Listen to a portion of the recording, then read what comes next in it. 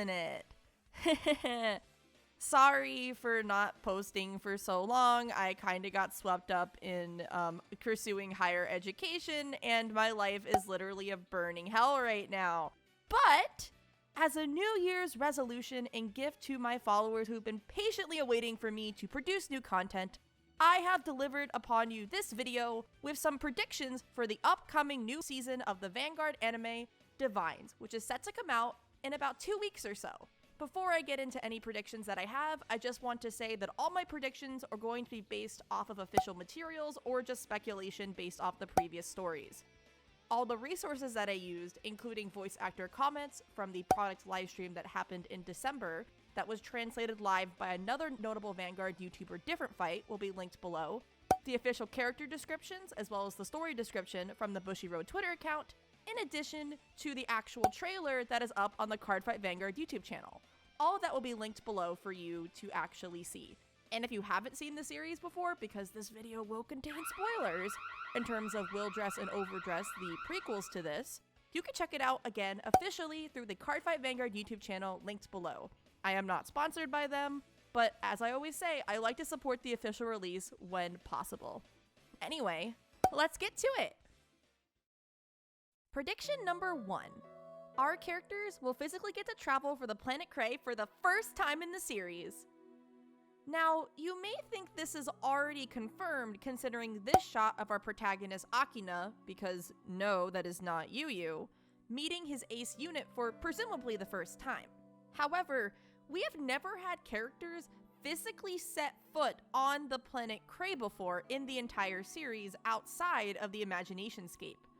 The closest that I think we've ever gotten was during Asia Circuit in that kind of in-between realm that Takoto made for the characters to do their final stage battle in. Now, while this could also look like the Imaginationscape, considering the Imaginationscape has been animated differently in Will Dress compared to the original series, which had a clear visual indication that this was, again, imaginary and in the character's imagination, this could also mean they're actually going to Cray. I think considering the entire point of this series is that we have this fated clash between these card fighters and their units who presumably will get to talk to them this time around, I think it'd be really awesome for them to actually step foot on the planet Cray to do battle. Perhaps for the final battle?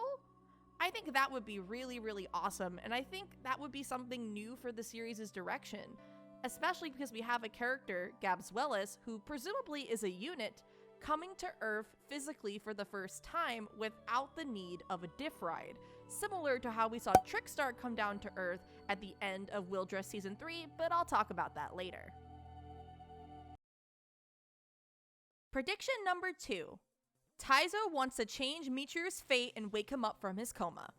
This is probably the most out there prediction, but I kind of feel like they may have been setting it up all last season where the majority of the time Taizo was in Michiru's hospital room.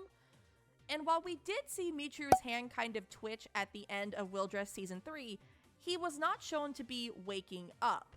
And if you know anything about comas, a physical reaction doesn't automatically equate to being woken up right away. You can see an example of this in Yu-Gi-Oh! Duel Monsters of Joey in, when he got struck down by lightning of Merrick and, he had that whole dream thing. It's kind of a similar kind of vibe, though he did wake up, obviously. And considering Akina is fighting selflessly for the life of his sister, I feel like there needs to be someone else of the 6 people who is also fighting for something equally as selfless, the life of somebody else. And I think having that be Taizo, I think would be super interesting, as well as, basically have a payoff to all the time that we saw him last season, basically just sitting around Michiru's hospital bed. And considering I don't see Vanguard, killing off a little girl and, Akina's the main character, I could see them doing something like this. Akina and Taizo were in a card fight, and, they're all basically fighting really, really hard. Akina's back is against the wall, or perhaps Akina manages to win, and, Taizo's really, really upset because Michiru won't wake up. And then he gets a call that Michiru is miraculously awoken from his coma, and that basically he didn't really need to fight in the fated clash theoretically, and that it's all okay. I could totally see them doing something like that. It seems very Vanguard-like, where both sides are basically going to get what they want. And I think it would be a really good payoff to all the build-up that they've had with Taizo and Michiru this last season, and give him, again, an interesting motivation.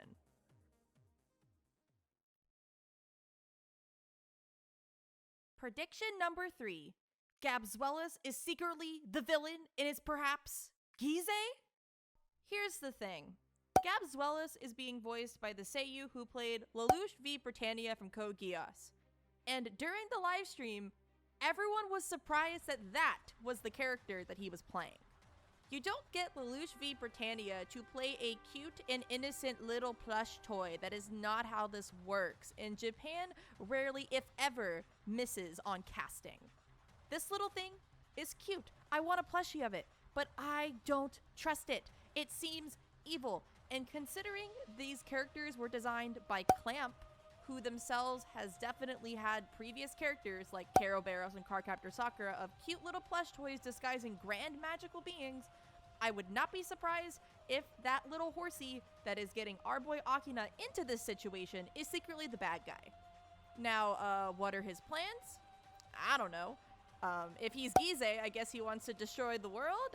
I don't know. I think the only reason that some of us think it could be Gize is because of the Z in the title of Divinez. That's pretty much the only thing that I have as to why it could be Gize. But I think it would be very interesting. He could be a, late follower of Gize, someone who wants to bring Gize back, is not exactly a fan of this new era of the Cray lore, which I'm not an expert in the new Cray lore. It's very, very intense. I have friends who could probably explain it to you guys better, and I think people should be making more lore videos as to what's happening in the lore, because it's insane, but sort of it. This little guy is cute, but I don't trust anything that this thing is going to say until proven otherwise. I got my eye on you, mister, despite how cute and adorable you look.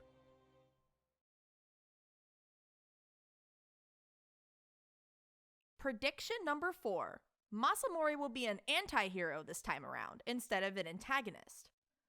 Masamori has always been the chaotic figure in the Vanguard D series, previously working for both Mirai as well as the uniformers under Gi, as well as Jinji. So I'm not shocked at all that this man is back. This man is the kind of character who you can always see around and is always causing some kind of trouble. But considering the intensity of his encounter with Toya in Will Dress Season 3, where he basically says, I am a terrible person, but, Toya will still be his friend and all that stuff, perhaps that experience has had a slight change of heart. Not that I think he's necessarily going to stop being selfish or manipulative, but perhaps he can actually, put that to a good use, especially as far as we know, he could be working solo this time around and not under the antagonist. Perhaps he's the kind of guy who's pushing people forward under the guise of chaos. For what reason? Maybe he just wants to see more chaos and thinks the Fatal Clash would be more interesting if the characters fight harder. But I could see him, incidentally, maybe not 100% intently, kind of pushing the heroes towards, whatever the resolution is. I think that would be a really cool way to keep him around, as well as not making him seem so stale like he was in the previous stories. What I mean by stale is that they'll basically keep doing the same thing from over and over again, as opposed to just, trying new things. And I think this could be a really good mix-up for his character, and I really, really hope it happens, and I think he could really pull it off.